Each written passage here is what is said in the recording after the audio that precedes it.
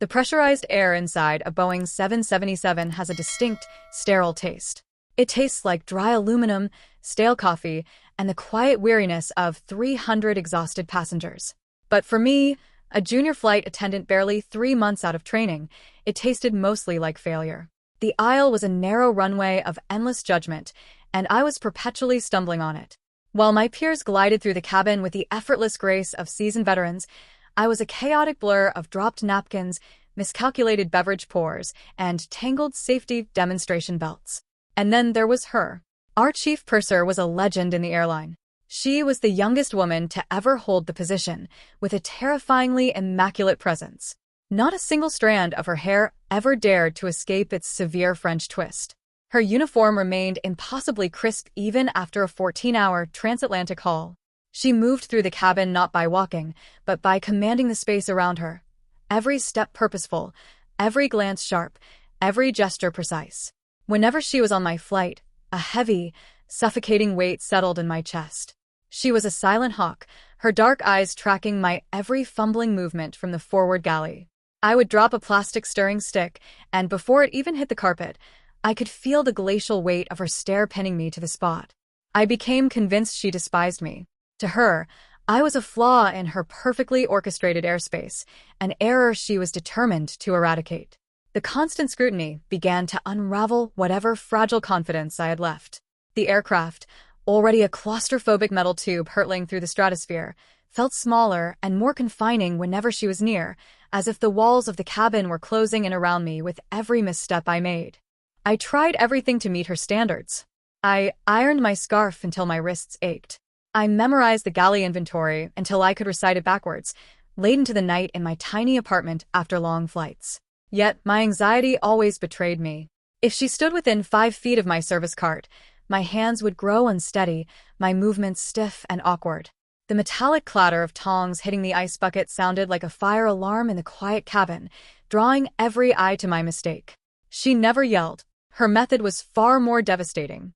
She would simply step in, silently correct my error with a sharp, fluid motion and walk away without a single word. Her silence was a suffocating blanket, heavy with unspoken disappointment. I would retreat to the lavatory, staring at my pale reflection in the harsh fluorescent mirror, biting the inside of my cheek until it tasted like copper, wondering if I should just hand in my wings and disappear. I felt entirely alone, surrounded by a crew that admired her unwavering professionalism and pitied my endless string of blunders. The intercontinental route to London was a grueling test of endurance, one that pushed every crew member to their limit. The first-class cabin was fully booked with high-profile executives, the air thick with the scent of expensive cologne and the sharp edge of impatience, every passenger expecting flawless service at a moment's notice. We were 3 hours into the flight. The cabin lights were dimmed for rest, but the demand for service was relentless, a steady stream of requests for refills, snacks, and adjustments. My service tray felt 10 times heavier than usual, its weight a physical reminder of every mistake I'd ever made. I was balancing a tall glass of sparkling water, trying to navigate around a passenger's outstretched leg in the narrow aisle, when I felt her gaze burn into the side of my face from behind the curtain divider. The sudden spike of anxiety disrupted my focus completely. My wrist jerked, unguided by muscle memory or calm. The tray tipped hard to one side. Time seemed to slow down as the crystal glass shattered against the edge of the leather armrest, sending a cascade of freezing ice water directly into the lap of a businessman's custom-tailored wool suit, an expensive piece, clearly well-loved, now soaked and streaked with ice. The passenger erupted. His voice cut through the low hum of the engines, loud and furious, demanding immediate compensation, demanding my badge number, demanding a manager to report my incompetence. I stood frozen in the aisle, my hands gripping the empty tray so tightly my knuckles turned white, my mind going completely blank. The world tunneled in around me, all noise fading to a dull roar except for his shouts. A hot, stinging pressure built behind my eyes as humiliation swallowed me whole. I had no voice to apologize, no defense for my carelessness. Before the first tear could breach my eyelashes, she was there. She bypassed me completely, stepping between me and the furious passenger like a solid steel shield, her posture straight and unyielding. Her voice was an absolute marvel of psychological control, calm, authoritative, yet deeply attuned to his frustration, acknowledging his anger without validating his cruelty. She offered a suite of solutions with mathematical precision: a complimentary upgrade to the airline's first-class lounge in London, a dry cleaning service for his suit covered in full by the airline, and a round-trip business-class voucher for his next journey. She neutralized his anger within moments, her words calm and unhurried, her confidence unshakable.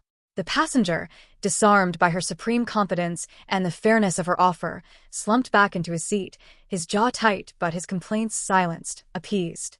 I thought she had saved me.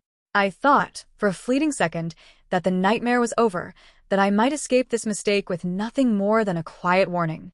She turned around, grabbed my elbow with a firm, unforgiving grip, and marched me behind the thick, soundproof curtains of the forward galley, where the rest of the crew could hear every word. What followed was a meticulous, clinical dismantling of my professional existence. She did not raise her voice, but her words were like precise surgical strikes, cutting through every excuse I might have made before I could speak it. She dissected my lack of situational awareness, my unsteady hands, my inability to maintain composure under the smallest bit of pressure, my failure to anticipate obstacles in the aisle. She did this in full view of the other crew members, who averted their eyes, pretending to busy themselves with inventory checks and restocking, their silence making the moment even more unbearable. Every syllable she spoke stripped away a layer of my dignity until I felt entirely hollowed out, a shell of the aspiring flight attendant I'd once been.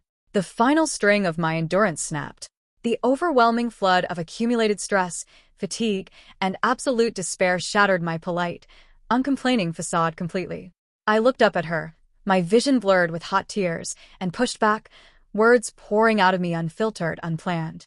My voice was broken, strained with raw emotion as I accused her of unrelenting cruelty, of holding me to an impossible standard no one could meet.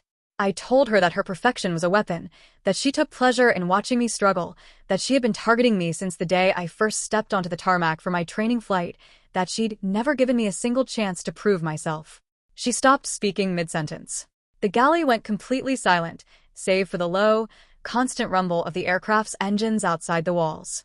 A strange, unreadable shadow flickered across her usually stoic face, something like surprise or maybe sorrow, but I was too consumed by my own breakdown to decipher it, too lost in my anger and grief to care.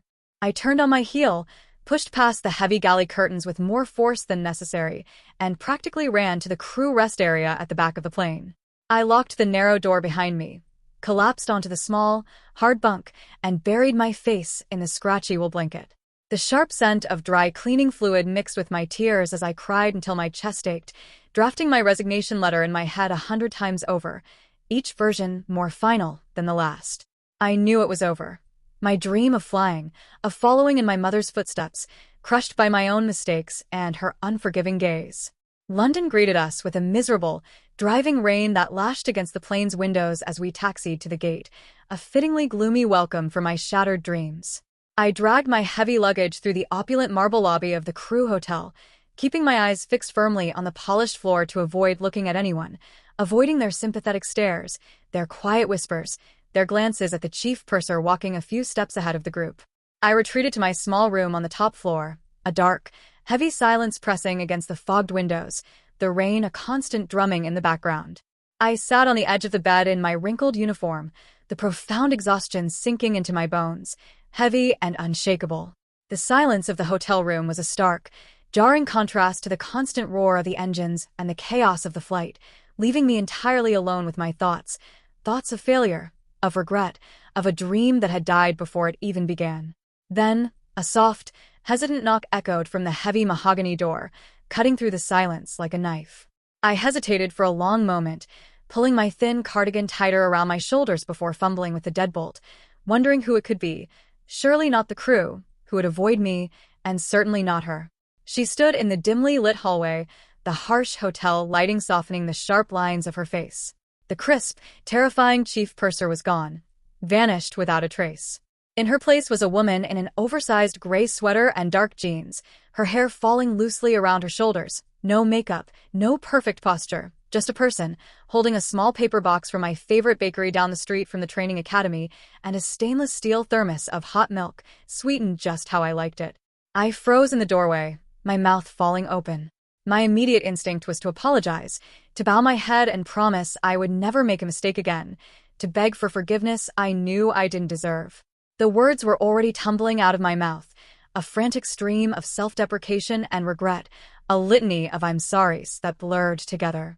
She stepped inside, gently pushing the door shut behind her, and held up a hand to stop me, her palm open, her gesture soft, nothing like the sharp, commanding motions I was used to. Her eyes, usually so sharp and calculating, so cold and unyielding, were completely soft, warm with something I couldn't name, something like kindness.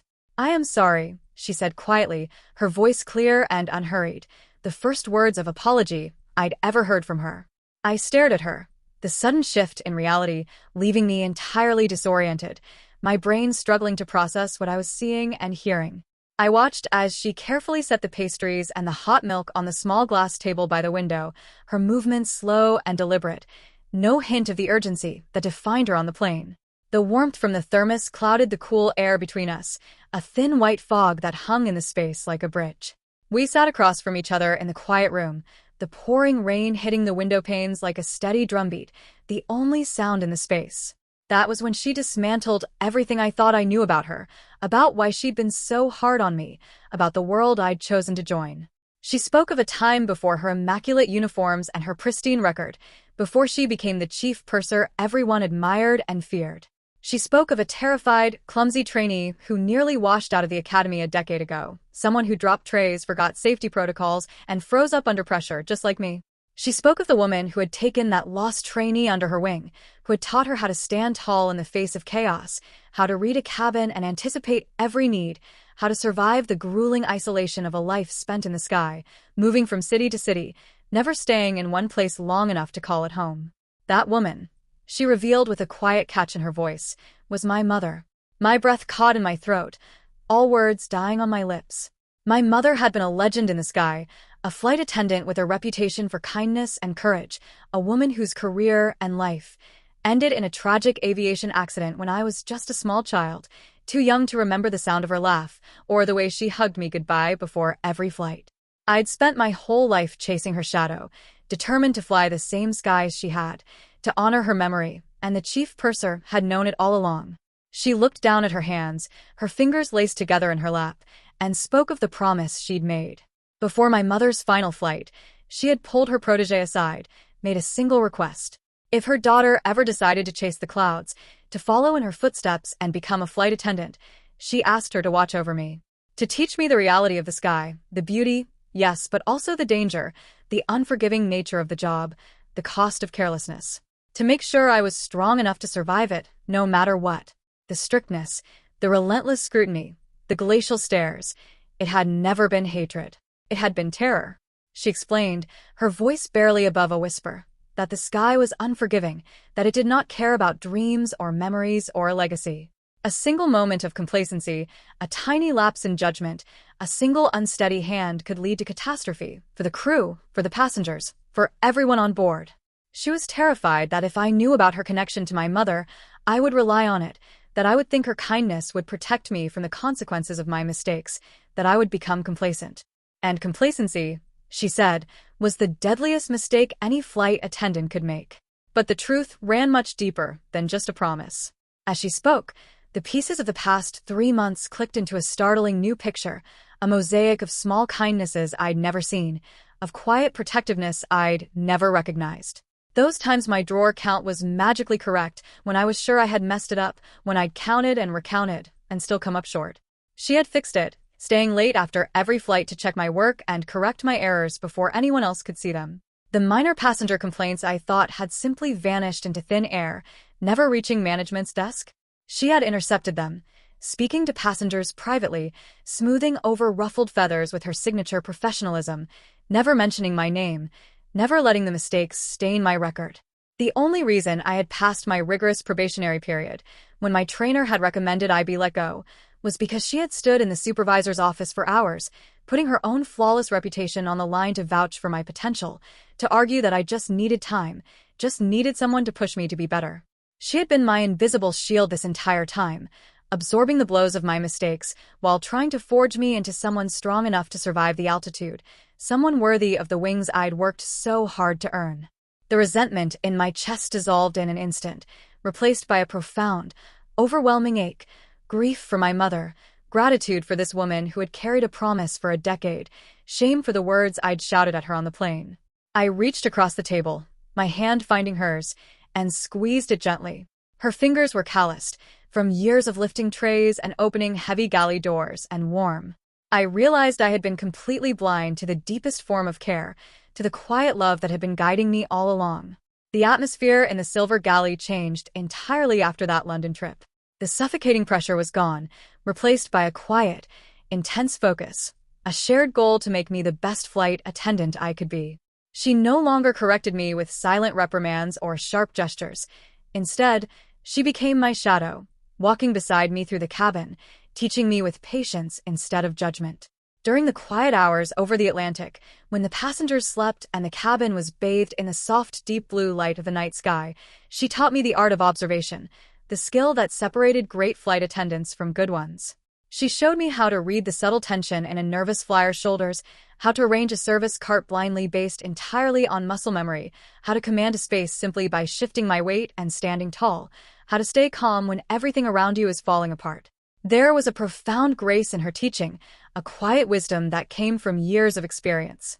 When my hands grew unsteady while pouring hot coffee during minor turbulence, she didn't take the pot from me, didn't correct me with a sharp motion. She simply placed her warm, steady hand over mine, guiding the weight of the pot until I found the rhythm of the aircraft, until my movements became smooth and sure. "Feel the floor," she would murmur, her presence a grounding force behind me, her voice calm and steady. "The plane will tell you how to move. Follow it, and you'll never falter." I was no longer shrinking away from her, no longer dreading her gaze. I was absorbing her strength, molding my chaotic, unfocused energy into a focused, deliberate professionalism, learning to fly not just the physical skies, but the professional ones too. We moved through the aisles not as supervisor and subordinate, but as a synchronized unit, communicating through brief glances and subtle nods, anticipating each other's moves, a well-oiled machine in the sky. The true depth of our bond blossomed away from the pressurized cabins, in the quiet moments between flights. In the transient, often lonely life of an international crew, the layovers in foreign cities became our sanctuary, moments where we were not chief purser and junior flight attendant, just two women, bound by a promise and a legacy. We wandered the winding, cobblestone streets of Paris at dawn, sharing a single umbrella against the light mist, stopping at a small cafe for croissants and black coffee, talking about the city's beauty and its secrets. We sat in tiny, hidden ramen shops in Tokyo, the steam fogging the windows as we talked about everything and nothing, her childhood, my memories of my mother, the dreams we both had for the future. We walked along the banks of the Thames in London, watching the sun set over the city, the rain long gone, the sky painted in hues of orange and pink. I learned about her relentless drive for perfection, the reason behind her unyielding standards. It was a defense mechanism, a fortress she had built around herself after my mother's death, a promise to herself that she would never lose anyone in the sky again, never let carelessness or complacency cost a life. I saw the quiet, exhausted woman beneath the chief purser's uniform, someone who carried the crushing weight of responsibility with no one to lean on, someone who had spent years alone, afraid to let anyone close. In return, I became her sanctuary. I brought the warmth she had forgotten how to allow into her life, the small joys that made the lonely layovers bearable. I brewed her favorite chamomile tea when her eyes looked heavy from long flights, leaving a mug on the galley counter for her before she woke up. I stood between her and overly aggressive passengers, mirroring the shield she had once been for me, using the words she had taught me to calm tempers and diffuse tension. I watched her rigid posture soften when we sat side by side on hotel balconies, watching city skylines blink into the night, the lights of the world below us 1,000 tiny stars. We were slowly healing the invisible fractures within each other, two broken people mending together in the sky. The true test of our bond came months later, over the dark, endless expanse of the Pacific Ocean, on a flight from Los Angeles to Tokyo, our longest route, a grueling 16 hours of flying over open water, no land in sight for miles and miles. We had reached cruising altitude, the dinner service was complete, and the cabin was in a state of quiet repose, most passengers asleep or lost in books and movies. I was in the aft galley, organizing the duty-free carts for the morning service, humming a quiet tune to myself, when the aircraft suddenly slammed into an invisible wall of clear air turbulence, one of the worst kinds, sudden and violent, with no warning on the radar. There was no preamble, no gentle shake to warn us. The floor dropped out from under us with a terrifying, violent jolt that sent everything not secured flying. The metallic groan of the aircraft's frame echoed through the cabin like a scream, a sound that made every hair on my arm stand on end. Unsecured cartons, bottles, and utensils flew toward the ceiling, hanging in the air for a heartbeat before crashing down. The oxygen masks dropped from the overhead bins with a synchronized, mechanical thud, a sound that signaled danger, real danger, the kind no amount of training could fully prepare you for. The cabin instantly descended into absolute chaos. Passengers shrieked, their cries mixing with the sound of breaking glass and metal, the roar of the engines growing louder, more menacing. Children wailed, parents called out for their kids, the steady hum of the flight shattered into a cacophony of fear. Another violent drop hit, even worse than the first, sending me flying forward. I was thrown against the metal galley counter with a hard thud, the breath knocked from my lungs, a sharp pain shooting through my ribs. A blinding, paralyzing fear seized my mind, a primal terror I had never felt before. This was how it happened. This was how the sky had swallowed my mother, in a sudden storm of metal and wind and fear. My vision narrowed to a pinprick, my legs giving out beneath me as I collapsed into the cold metal corner of the galley, unable to move, unable to think, unable to do the one thing I was trained to do: help. Through the chaotic blur of screaming passengers and violently shaking overhead bins, through the sound of breaking glass and the roar of the wind outside the plane, she appeared. She abandoned the safety of her jump seat, where she should have stayed, buckled in and secure, fighting against the brutal G-force of the plunging aircraft, her body leaning into the motion, her steps sure even as the plane rocked and rolled. She navigated the unstable aisle, stepping over fallen luggage and crying passengers, with sheer, desperate willpower until she reached the aft galley, until she reached me. She threw herself onto the floor beside me, her body a barrier between me and the flying debris, the shaking metal. She didn't shout, didn't demand I stand up. She just pulled me close, wrapping her arms around me, physically shielding my body with her own against the violent jolts of the plane, her grip unbreakable, a lifeline in the storm. I buried my face in her shoulder, the fabric of her uniform rough against my cheek, and let out a sound that was half cry, half gasp, all fear. I could feel her heart beating hard against my chest, a steady, fast rhythm. She was terrified, too. The meticulous, perfect chief purser, the woman who never faltered, who never showed weakness, was entirely vulnerable in this metallic storm, just like the rest of us. Yet, despite her own fear, she became my absolute anchor, my only lifeline in the chaos. She held me tight, pressing her forehead against mine, her eyes locked on mine, anchoring my shattered mind to the reality of her presence, to the fact that I was not alone, until the violent shaking finally began to subside, the plane leveling out in fits and starts. As the aircraft settled into a shaky, tense stability, the silence in the cabin was deafening, a thick, heavy quiet, broken only by soft sobs and the occasional whimper of a child. The worst was over, but the fear lingered, thick in the air, a tangible thing.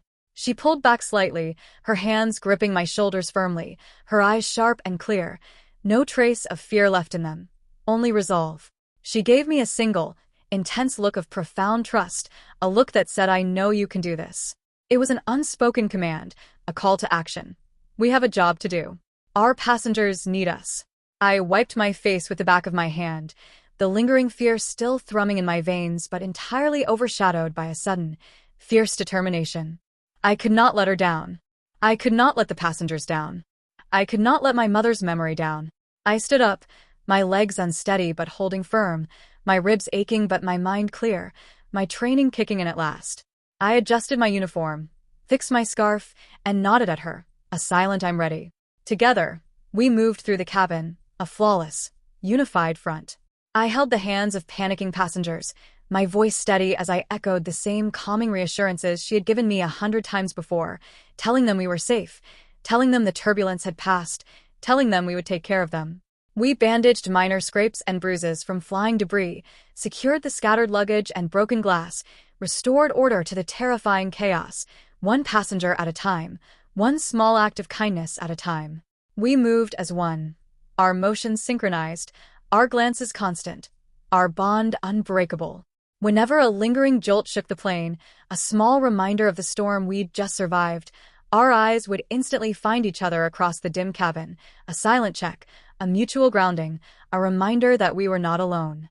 When the wheels finally slammed onto the tarmac of Tokyo's Haneda Airport, kissing the solid, safe earth beneath us, a collective sob of relief washed over the passengers, a sound that filled the cabin, warm and human. But I only looked at her. We stood at the forward exit, side by side, watching the terminal lights approach, the bright glow of the city cutting through the night sky. We had survived the sky together. We had survived the storm, the fear, the ghosts of the past. We had made it. The hotel room that night felt like a sanctuary at the edge of the world, a small, quiet space away from the chaos of the airport and the fear of the flight.